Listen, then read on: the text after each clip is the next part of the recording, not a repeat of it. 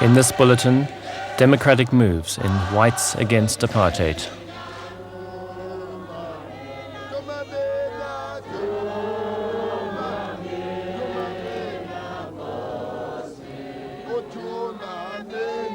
And the growing political muscle of consumer boycotts.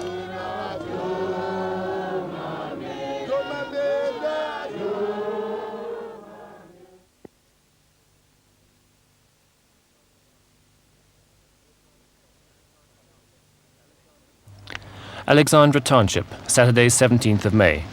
South African security forces deploying some hundreds of riot police, troops, mounted cavalry and armoured vehicles throw a ring of steel around this small black township of roughly 100,000 residents.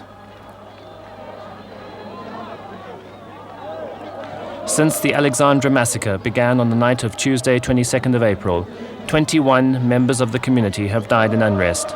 The majority of those killed are political activists allegedly assassinated by police hit squads. Disregarding the provocative intrusion of security police video cameras, shotguns and gestures of contempt aimed in their direction, thousands of mourners gathered to bury their dead.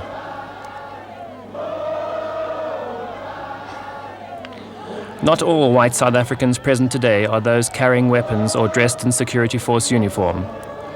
Several from local organizations like the Black Sash, the churches, the United Democratic Front, or in their personal capacity, attend in solidarity with the oppressed black community of South Africa. After a legal battle with the authorities, the community of Alexandra has finally been granted permission to bury only 8 of the 21 victims. Buried today is Alexandra Civic Association executive member, Mr. Ace Shlongwane. He died on Tuesday night, April the 22nd, when his house was attacked by a group of black and white balaclava-clad men wearing police-type uniforms and allegedly escorted by an armoured police personnel carrier. Ace Shlongwane, shot in the chest, was burnt to death as his attackers poured petrol over the interior of the house and set it ablaze. Maria Malakwane, who was with him at the time, escaped after being assaulted and shot in the hip. By dawn, at least 8 political activists had been killed in this manner. Because, these people are murdering us like flies daily. And that is why we have organized some marshals so that they can see to it that not even a single person is being provoked by those people. They are causing disorder. Their presence in the location causes more disorder because what they have said or what they are preaching is we are not supposed to associate with whites. And according to them, they say a white man is an enemy to a black man and a black man is an enemy to a white man, of which is out of sense. We are absolutely against that. That is why we are trying the best we can that we should keep away from them and we should see to it that those whites who are within us are safe. And who is to harass them is the only people.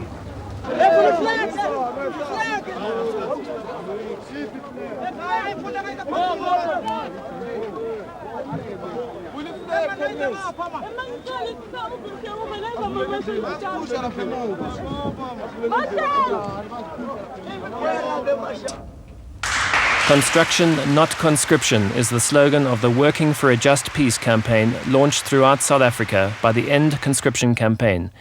Its aim to bring about change in the law compelling white South African males to serve in the South African Defence Force and to focus white public attention on the destructive role of troops in the townships. The South African Defence Force has been involved in many dubious exercises. Their very presence in the townships is a source of conflict.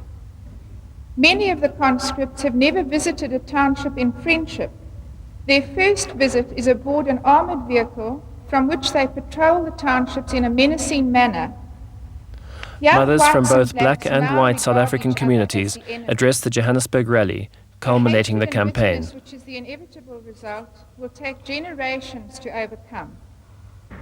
Ladies and gentlemen, I am very glad of the opportunity of taking part in this peace rally.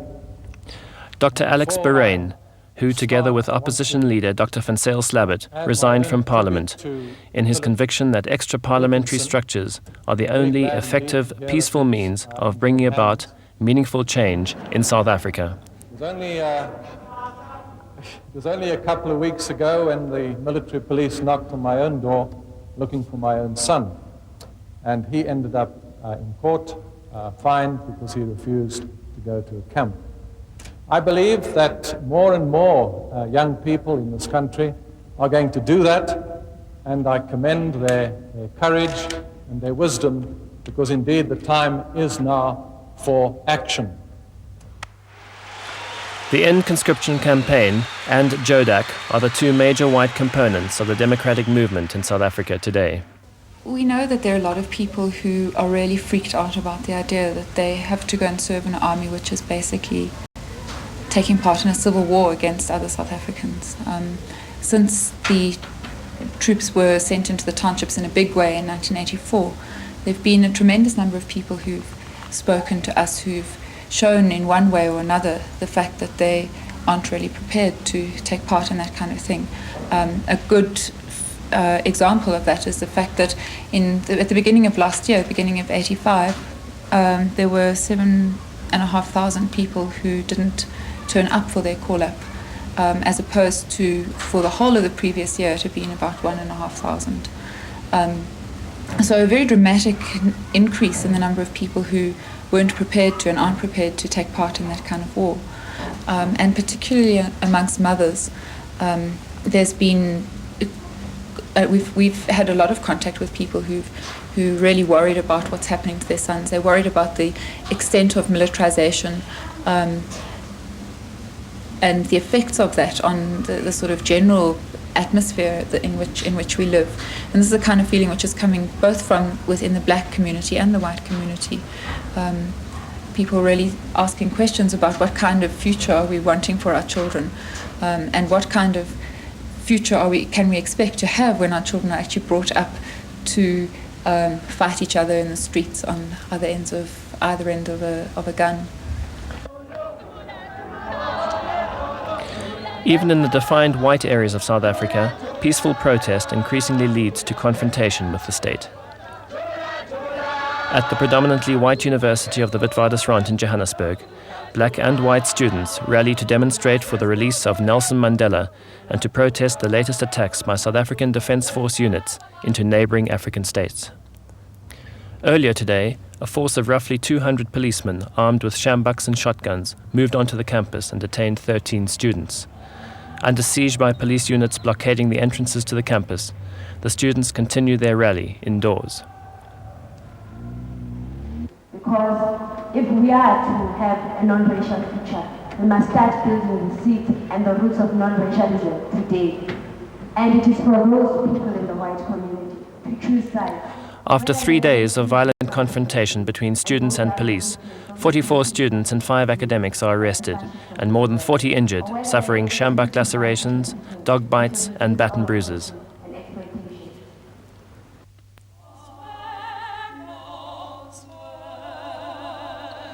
With the state banning of the African National Congress and the subsequent demise of non-racial opposition movements like the Congress Alliance and the Liberal Party, the Black Sash, since its formation in 1955, has endured as South Africa's premier human rights movement and lonely symbol of white opposition to the injustices of apartheid.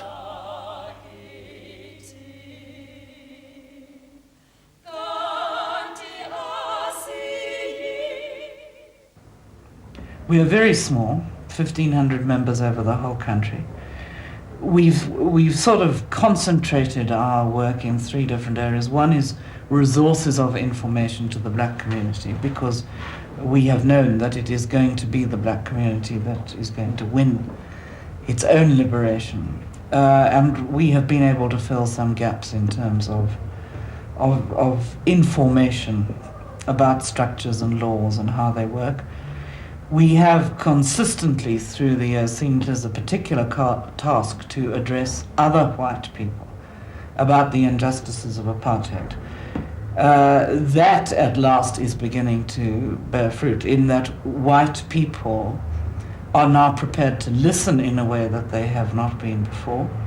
And the third sort of target area of ours, not really a target area, is to keep the international community properly informed with factual information about what new legislation means, what is happening. The majority of white South Africans react to the African National Congress from a platform of confused ignorance.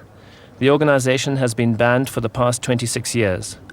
During this time, only selective comments attributed to ANC leadership, particularly when espousing the use of violence, have been fed to the public by the South African authorities. Recently, a number of prominent white South Africans, risking possible state reprisal, met ANC executives in Lusaka. The intention was really to learn for ourselves firsthand, and if you'll forgive me saying so, undistorted by media perceptions, what the ANC actually felt, what they thought, and what their vision of a future South Africa was. And also to communicate our vision, and that was a group of individual businessmen, to communicate to them our hopes and aspirations for a future South Africa.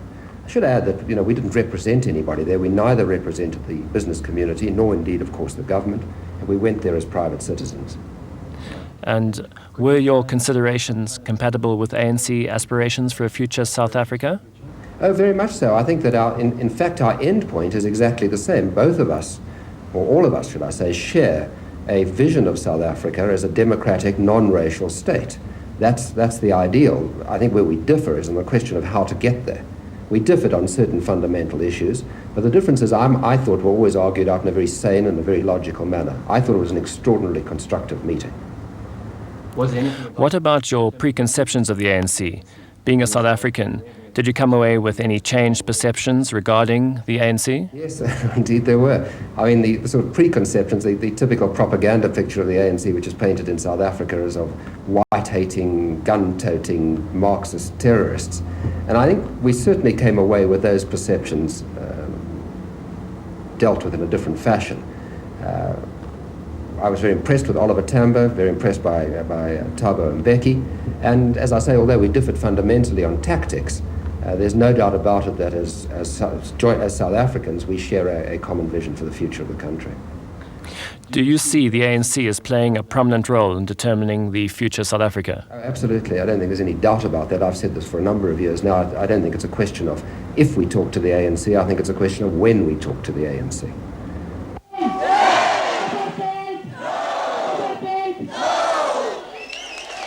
Significant in providing for non-racial political alternatives is the United Democratic Front.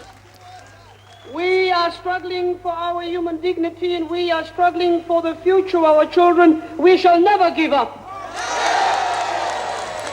Emerging in response to Dr. Alan Busak's call in early 1983 for a united democratic front against apartheid, and more particularly the proposed new constitution, the United Democratic Front was officially launched nationally in August 1983. By the end of 1984, the United Democratic Front had grown to incorporate over 400 people's organizations. On the other end, has come to be seen at home and abroad as the voice of the future.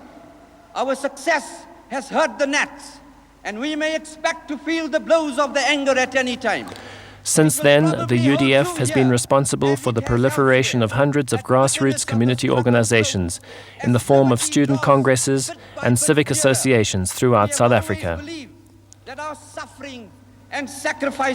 Espousing a non-racial manifesto, the UDF recently launched a Call to Whites campaign in a drive to recruit further white support and to focus attention on democratic alternatives for a future non-racial South Africa. This campaign was conducted through JODAC, the Johannesburg Democratic Action Committee, a political affiliate of the UDF whose prime objective is to involve whites in action to oppose apartheid and work toward a non-racial democratic future in South Africa.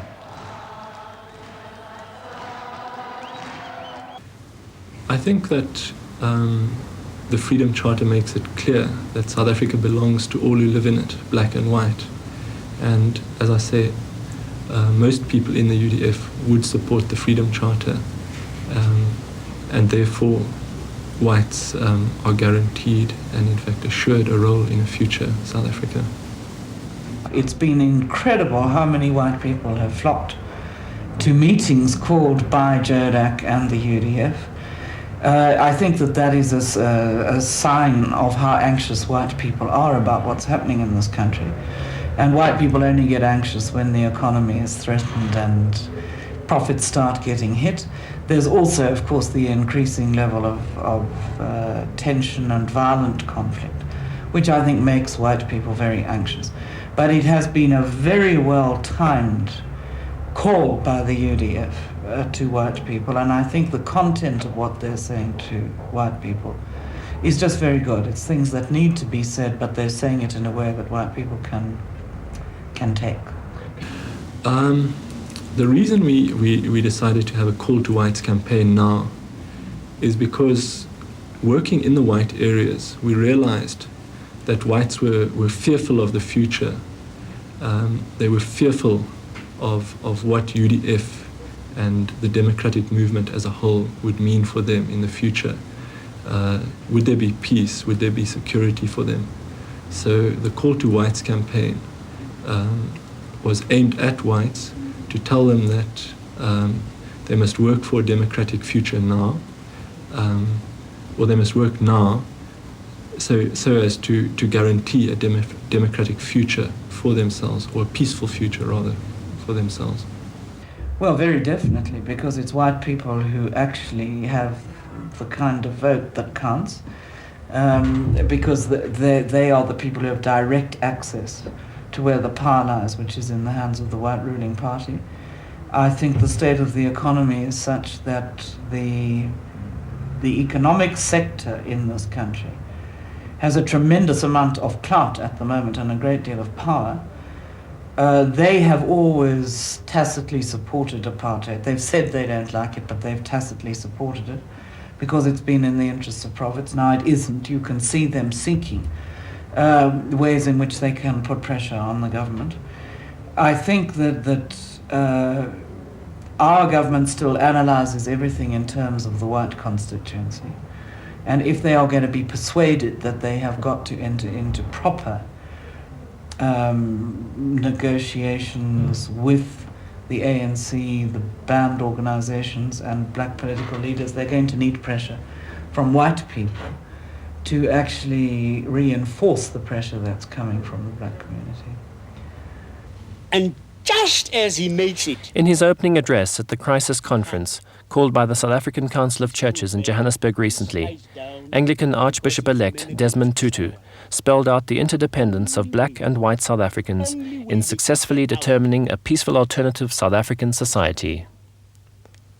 The only way we are going to survive in this country is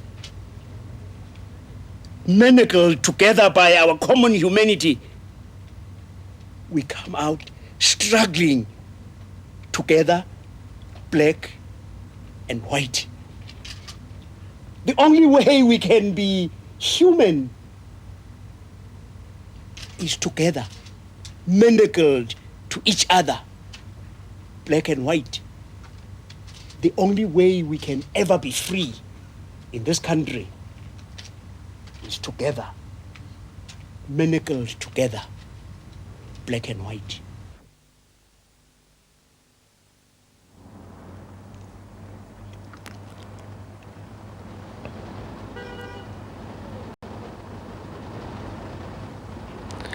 Long before sunrise, every morning black townships come alive.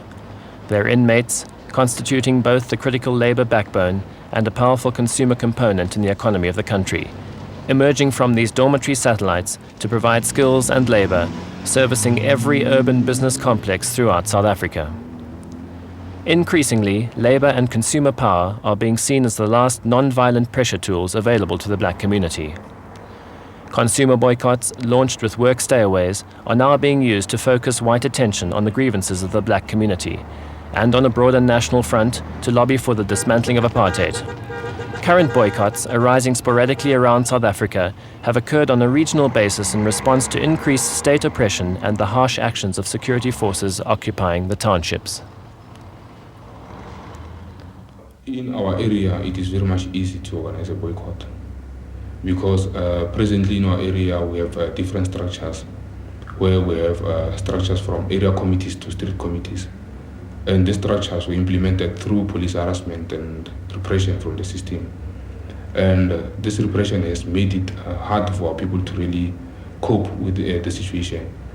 So in terms of boycotts and stayaways, our people see them as the only peaceful ways of making the government and the wise to understand our genuine grievances. Although effective, the latest Pretoria boycott was suspended after 4 weeks, when it was realized that a more coordinated boycott action linking the whole Transvaal region would have greater impact. The vastness of the Johannesburg area further proved that for consumer boycotts to be truly effective in this region, they must be coordinated through a broader national boycott strategy. Besides the vastness of the Johannesburg itself, people from Soweto, they are supporting, but the problem is that Johannesburg, it's not only people from Johannesburg who come and buy in Johannesburg, it's people from other areas coming and buying in Johannesburg. So it makes it a problem that the people who are working in Johannesburg, they see those people flocking there in numbers, and they think that the consumer boycott, in a way, it's not successful, because it's usually gauged about people who are coming in and out in town. So on those grounds is that people of Soweto on their own and Johannesburg and people from Alexandra, they don't make up, they make up about 30 to 40% of people who are buying in Johannesburg. Then the most all are from outside Johannesburg. The ultimate objective is to work toward a consumer boycott coordinated throughout the whole of South Africa. We are planning for a second boycott around here. We have seen the problems in the past. So right now we are busy setting up proper committees in locations, every locations. So that's what we are busy with. In the East Rand they've done that, in Soweto we are busy doing that, in Pretoria they're busy doing the same thing. Looking also that because of having boycotts, maybe sporadic boycotts, it is not so much effective. We decided that we should suspend the boycott, have consultations with different organizations around the Transvaal, if possible around the whole of South Africa, so that we should come up with another boycott which shall be coordinated around the whole of South Africa. Consumer boycotts have been most effective in Port Elizabeth, which derives over 80% of its consumer income from black patronage. A 4-month boycott suspended at the end of '85, with a moratorium for the community's demands to be met by April this year, cost around 500 million rand. Many businesses closed down and staff was retrenched. A second boycott, initiated on April the 8th, has dealt the final blow to many who survived the first. Well, a number of issues were considered seriously before the decision to suspend the consumer boycott was reached. Though, of course, there were some highly ideological achievements, political ideological achievements we achieved, and of course, also some material gains were made. Now, all these combined together told us that the consumer boycott of that time was highly successful in that, for example, we managed to unify our people behind the consumer boycott. And we believe that it was the first time in the South African history of the struggle that our people have been so united in their action. And also, of course, our organizations were highly consolidated through the consumer boycott. And of course, for the first time, a lot of white people started to learn the legitimate grievances of our people. And because, as you know, a lot of people never cared, what the grievances of the black people are. They have always thought that they are just trouble seekers all the years. But through the effectiveness of the consumer boycott, a lot of whites have learned to understand the urgency of the situation in the country. Well, let's put it this way. We certainly believe that boycotts, stayaways, or other actions of this kind are not the problem in themselves. They're manifestations of the problem. And that until we can successfully address the underlying causes, we will continue to experience boycotts and stayaways and other forms of action of that kind.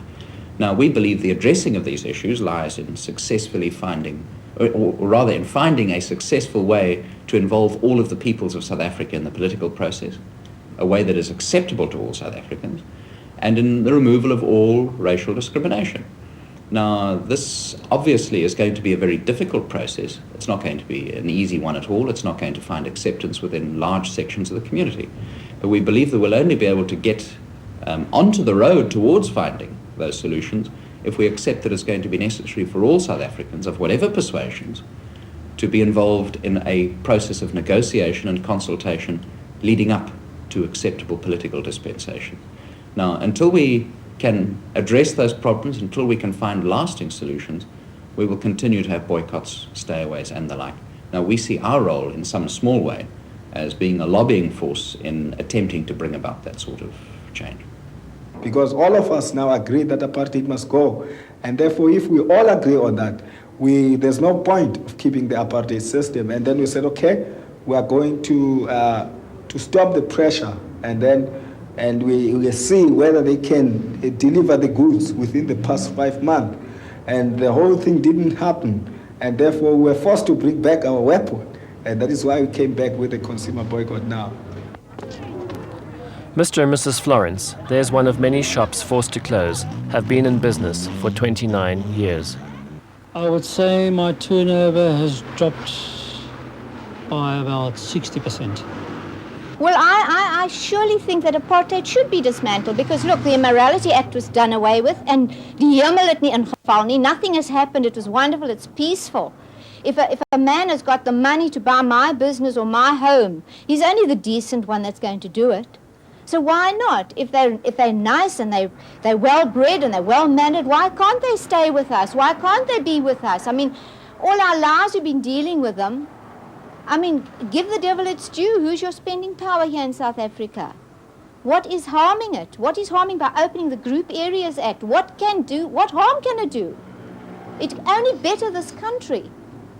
Then everything will fall into place. Once apartheid is dismantled, you'll see the gold dollar, the rand, everything will go marvelously. The place will flourish. I'm talking about in the vicinity of losing about close on 3,000 a month. We have always made our point quite clear that we are fighting for a non-racial society. And as a result of that, we expect, and this is like that, that all South Africans patriots of our country want to see the country saved from the disaster the Botha regime which is leading the country to come up and be counted. And this can be seen by the fact that these many committees that are being involved at the moment, and a lot of white people coming up very strongly, they understand their role in the struggle.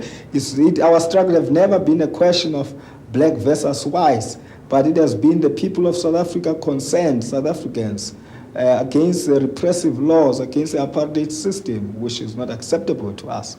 So there is no question whatsoever. The fact that we boycott the business in town, you see, it is easy for us to register our protest through that because, I mean, it's obvious the fact that the white community mostly they are helping this government, and they through their voting power and all those things. So if we could get to them so that they get our message straight to Pretoria, is the best way of getting our message to Pretoria.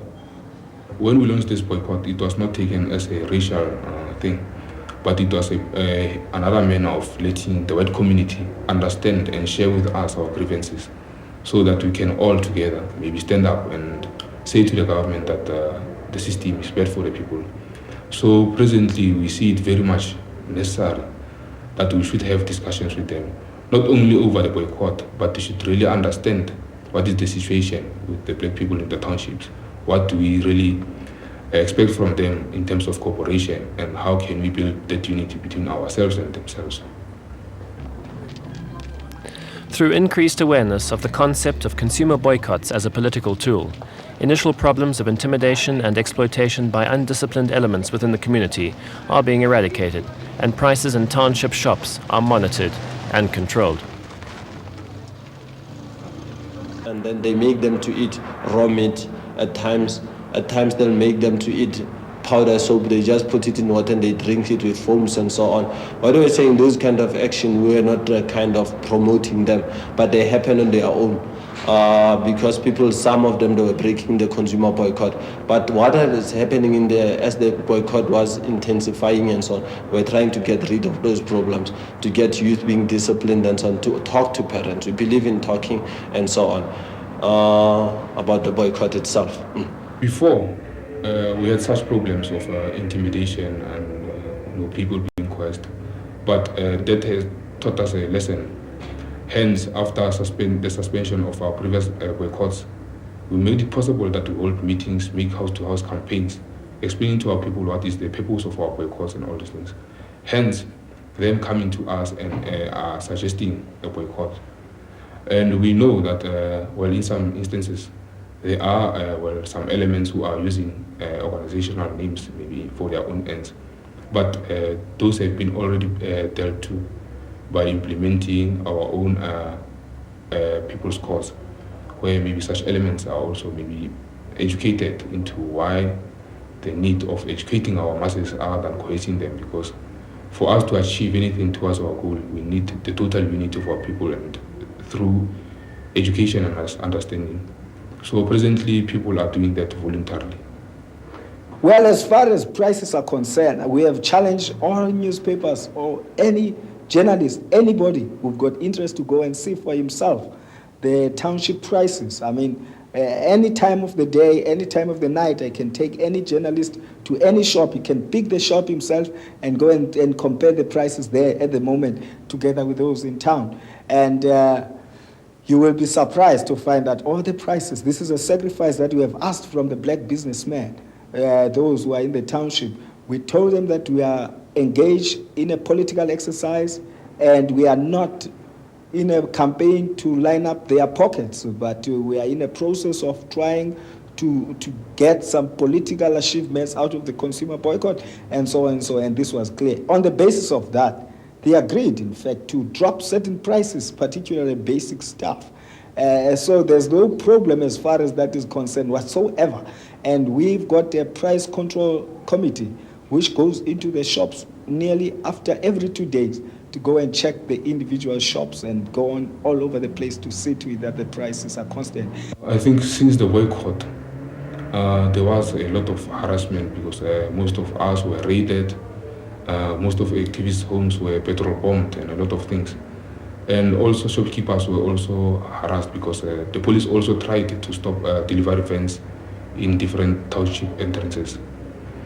And to that, it built some sort of unity, not only to the masses, but also to business people, because they felt it that they are not isolated to a struggle in the community, but they are also part and parcel of what is actually happening. Continuing security force oppression and the reluctance of the South African government to engage in meaningful political power sharing could ironically serve to fully awaken the slumbering giant, which has yet to test the full extent of its political muscle.